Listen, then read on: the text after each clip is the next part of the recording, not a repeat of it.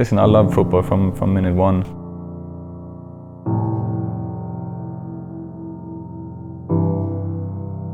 I just wanted to be outside playing football all day long, so I don't think he ever had to push me, to be honest.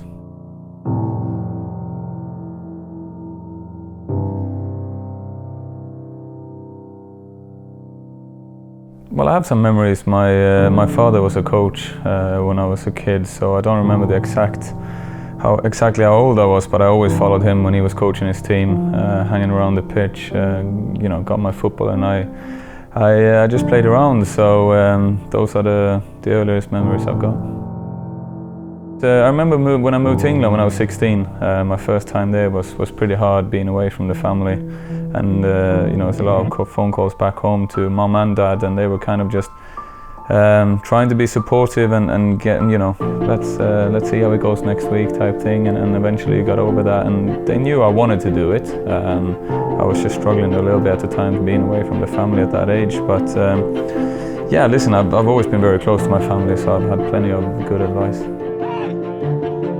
I mean, my family always jokes, my mum and dad, and say it was like I was born with the football, apparently it's all I ever wanted to do when I was a kid, and I've seen photos when I was little. More or less every photo there's a ball involved. I do remember I was a little bit old, I was 9 years old, World Cup '94, which was a proud moment for all Swedes when we came third, and at that age I realised a little bit more of what it was like and what a spectacle the World Cup was, and I got to stay up late and watch all the games, and that's some of my strongest memories from a young age was from '94.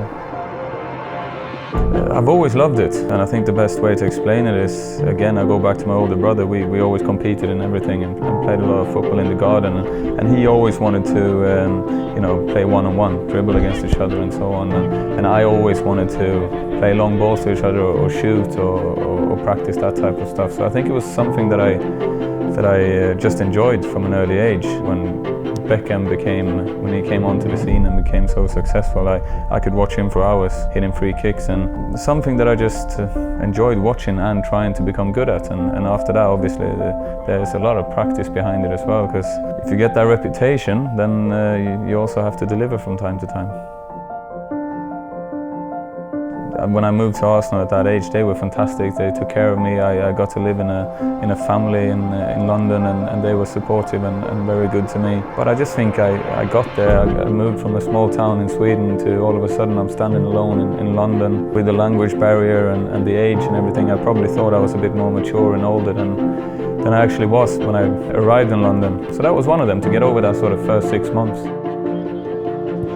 There's no better feeling than when you've had a good game. You go home, you have the nerves before a big game, almost that little bit of anxiety. It's building up towards the game, and you step onto the pitch and you feel like you personally have had a good game, you've affected the game, and you as a team have won. And the feeling for me afterwards it's hard to describe. You feel calm and just satisfied, really, and to go home after that and enjoy a quiet evening with the family, that's the best feeling, and that definitely drives me to chase that feeling again, because I haven't managed to get that same feeling doing anything else so far anyway.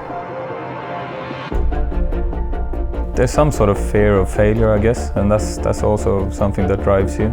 But ultimately I'd say it's if you get to the point where you feel like you can't do what you feel you should be able to do on the pitch, at least if I'm going to have a bad game, which I've had plenty of bad games throughout my career, but you want it to be on your terms. You don't want to be able to blame anything else or anyone else. It should be your own fault, and if you do that, you can accept it and move on and try and become better. But I guess if it ever came to a point where I felt that I couldn't do myself justice, that wouldn't be a good feeling. I mean, my last year was amazing for me personally. With the World Cup we got to the quarterfinals that no one expected. And then I moved back home for the first time in 17 years, and the first time playing professional football in Sweden. And I was part of winning the Swedish league. That was pretty special as well. But overall I'd say I'm proud that I've had a career that's lasted fairly long. It's my dream to play in England in the Premier League, and I managed to get close to 300 games in according to me, the best league in the world.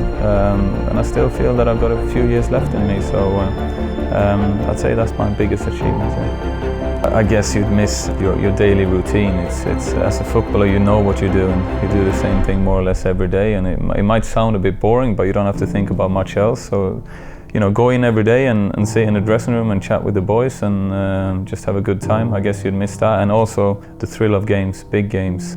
The feeling you get before the game and after the game, it's something that I guess somehow I'd have to try and replace that with something else, because when you've had it for that long, it becomes part of you, and I think you need that. I'll be reminiscing a bit more once I hang up my boots.